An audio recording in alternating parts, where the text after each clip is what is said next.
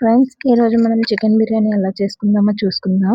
చూసారు కదా, ముందుగా చికెన్ కడిగి పెట్టుకొని అందులో గరం మసాలా, చికెన్ మసాలా వేసుకోవాలి.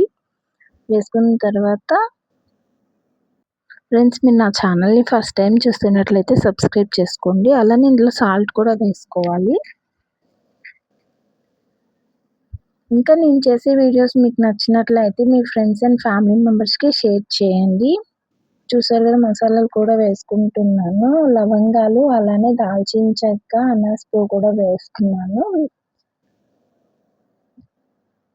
మీకు ఏమైనా వీడియోస్ రెసిపీస్ కావాలి అంటే కామెంట్ సెక్షన్లో కామెంట్ పెట్టండి. అలానే లైవ్ వీడియో కావాలంటే లైవ్ వీడియో పెడతా, లేదంటే లాంగ్ వీడియో కావాలంటే లాంగ్ వీడియో పోస్ట్ చేస్తాను.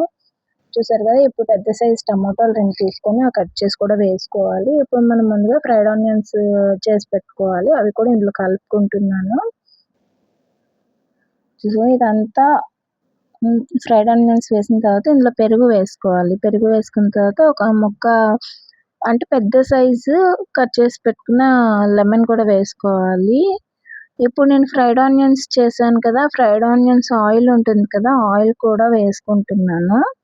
అలానే ఇందులో కొత్తిమీర, పుదీనా లీఫ్లు కూడా వేసుకుంటున్నా. ఇప్పుడు నిమ్మకాయ పిండుకొని మొత్తం అంతా కలిపేసుకొని మనం సైడ్ ఒక హాఫ్ అన్ అవర్ పెట్టుకోవాలి. ఎందుకంటే ఈ పీసెస్ అంతటికి మసాలా వెళ్తుంది. అలానే ఇప్పుడు ఇందులో కొంచెం కారం, అంటే నేను గ్రేవీకి సరిపడగా కారం తీసుకుంటున్నాను. మీరు బిర్యానీలో ఎక్కువ కారం కావాలంటే ఎక్కువ కారం వేసుకోవచ్చు, తక్కువ కారం కావాలంటే తక్కువ వేసుకోవచ్చు. అలానే ఇందులో పసుపు కూడా వేసుకున్నాను. చూసారు కదా, ఇదంతా హాఫ్ అన్ అవర్ పక్కన పెట్టుకున్న తర్వాత మళ్ళీ ఇప్పుడు తీసి నేను రైస్ కుక్కర్లో పెట్టుకుంటున్నాను.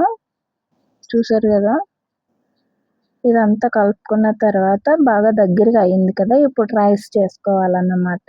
రైస్ వచ్చి 75% బాయిల్ అయిపోయిన తర్వాత మనం ఈ కర్రీలో వేసుకోవాలి. కర్రీలో వేసుకుని ఒక 10 మినిట్స్ అలా కుక్ చేసి పెట్టుకుంటే ఇదంతా మసాలా కిందన మసాలా అంతా బాయిల్ బాగా అయిపోతుంది. తర్వాత అంతా మనం కలిపేసుకోవాలి. ఇప్పుడు రైస్ కోసం కావాల్సింది ఏంటంటే రైస్ కడిగి పెట్టుకొని దాంట్లో కొంచెం పసుపు, అలానే బిర్యానీ మసాలాలు ఉంటాయి కదా, అదే అనాస పువ్వు, మరాఠీ మొగ్గ, ఇంకా లవంగాలు వేసుకోవాలి. అలానే బిర్యానీ ఆకు కూడా ఇందులోనే వేసుకోవాలి. వేసుకున్న తర్వాత మీరు కర్రీకి సరిపడగా సాల్ట్ వేసుకోండి. అలానే నేను పుదీనా లీఫ్లు కూడా వేసుకున్నాను. అంటే నేను ఆల్రెడీ కర్రీలో వేసుకున్నాను కాబట్టి సాల్ట్ కొంచెం తక్కువ వేసుకుంటున్నాను. మీరు సరిపడగా బిర్యానీకి సరిపడగా సాల్ట్ మీరు వేసుకోండి. ఇది ఆల్మోస్ట్ కుక్ అయిపోయింది. ఇప్పుడు కలిపేస్తున్నాను. చూసారు కదా, తర్వాత పైన ఫ్రైడ్ ఆనియన్స్ పెట్టుకొని అలానే ఒక బౌల్ పెట్టి అందులో కొంచెం నెయ్యి, ఇంకా బాయిల్ చేసిన బొగ్గు వేడి చేసిన బొగ్గు కూడా వేసుకోవాలి. ఫైనల్గా బిర్యానీ లుక్ అయితే ఇది.